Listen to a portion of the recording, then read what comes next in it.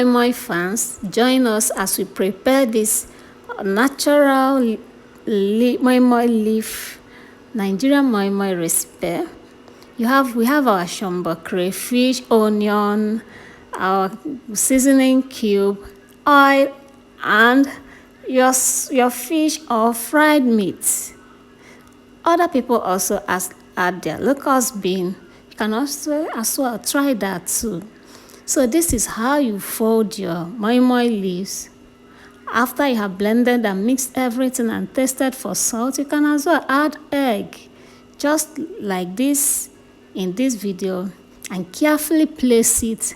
Remember, you're not going to place this directly inside the pot. You're going to prepare the pot so that it won't get burnt easily, even if you are using non-sticky pot. Please follow this as it is in this video and you get a perfect moimoi. Enjoy!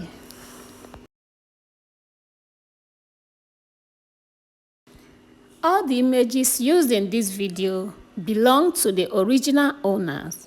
We do not own copyright of these images. We are only using them for inspirational and